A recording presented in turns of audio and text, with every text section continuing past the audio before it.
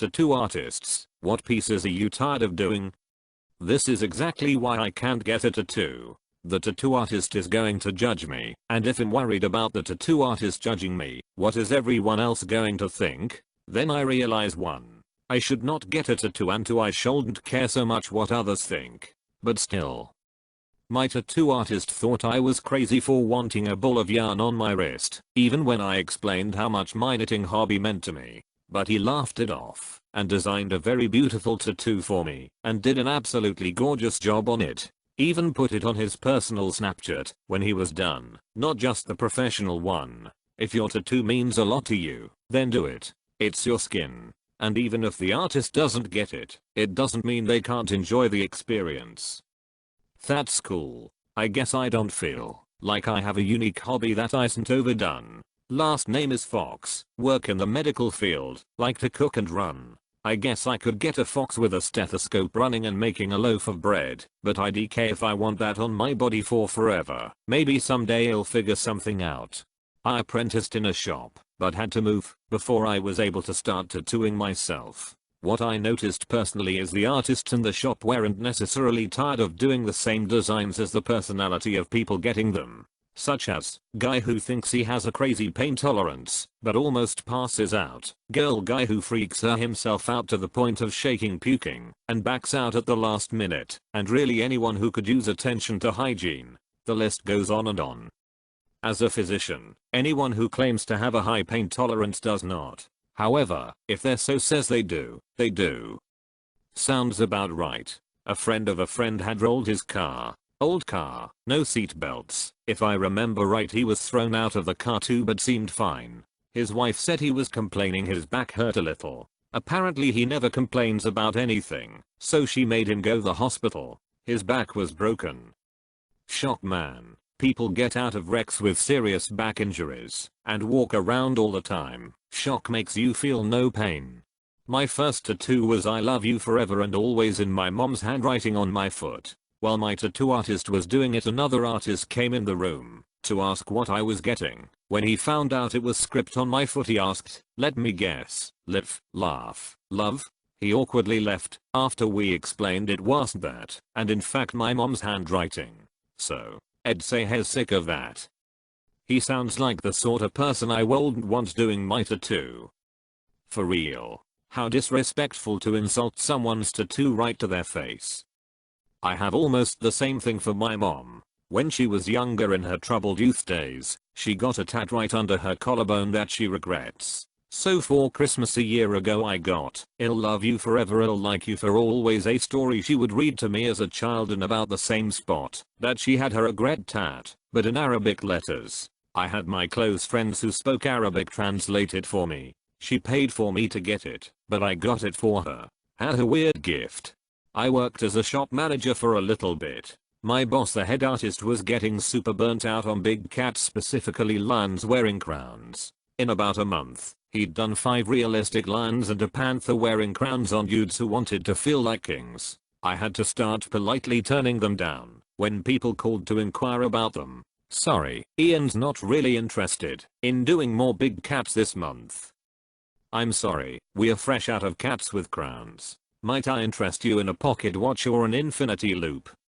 I was wondering when I'd see cats on here. Mine is just a real simple outline of a cat with a small heart hole tattoo, is very small, I got after my cat died. I was not expecting realistic lions with crowns. I'm guessing a waiting list had to be started for those who really wanted it. That's crazy. Wow.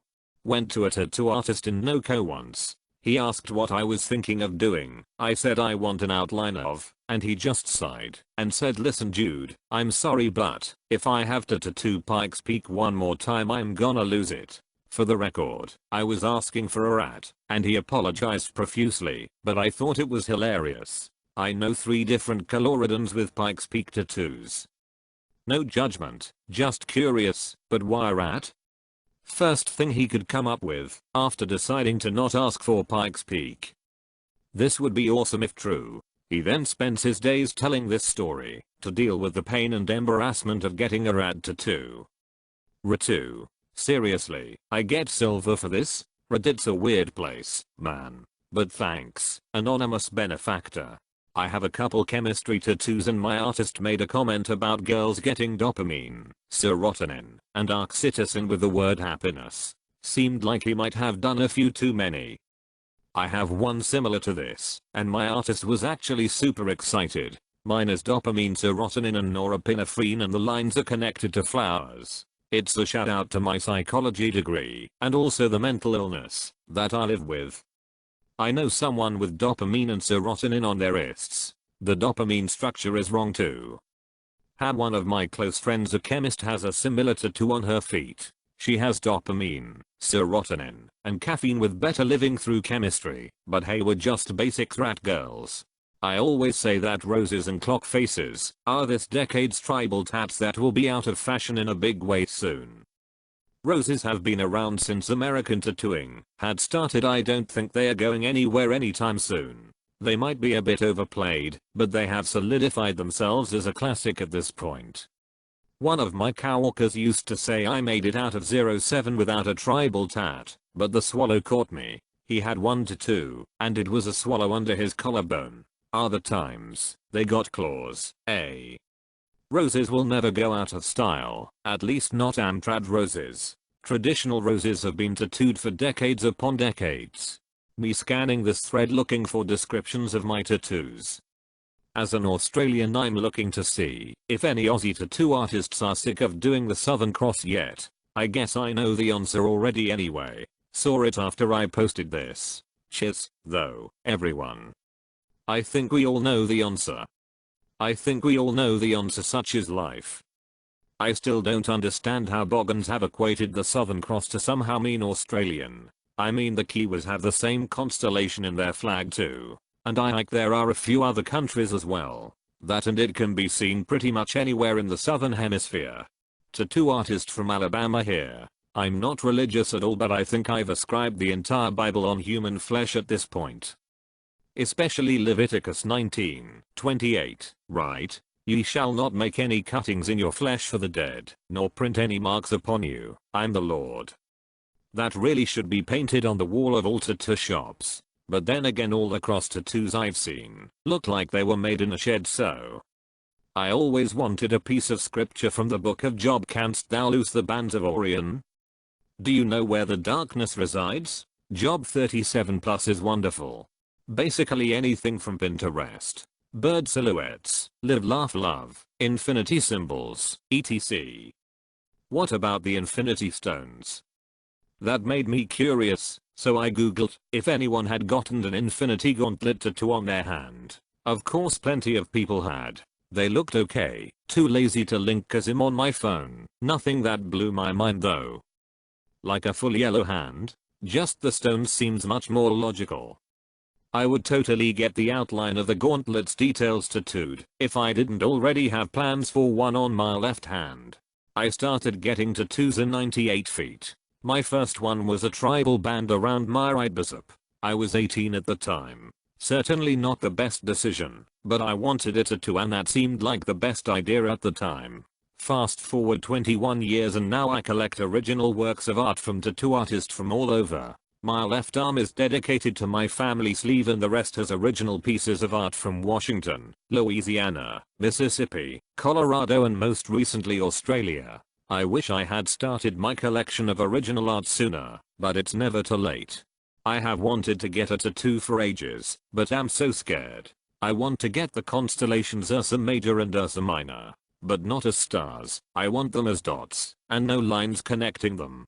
So it's not so obviously a tattoo, but extra dots or beauty marks on my back shoulder. I haven't found a tattoo artist that I like yet to do it. I love this. I want the same for the constellation Orion. Orion's not bad, but it's not great either. I give it 3 stars. Missing word. I don't know. I think it's a waste of space. If I have to tattoo the entire Declaration of Independence on one more fat dude's back, I'm going to scream. This isn't the answer I expected to find, but I'm quite happy I did, lol. Not where I thought this was gonna go either, lol. He's on loans from the Louvre. I must agree with the other sentiments. I was expecting things like roses, not that. In fairness, Doing that once would be more than enough for anybody not obsessed with the USA. But you can say it by heart now though. You'll never forget it. Does it count if I'm tired of seeing cheap old style roses on every single edgy girl's shoulder? Edgy girl checking in with a greenhouse of lilies growing on her shoulder and down the arm. Oh man, I bet that looks stunning. I'm in opposition to this guy. I love seeing people with tattered flowers. I actually sought out a floral tattoo specialist in my area so that my lilies were vibrant and photorealistic.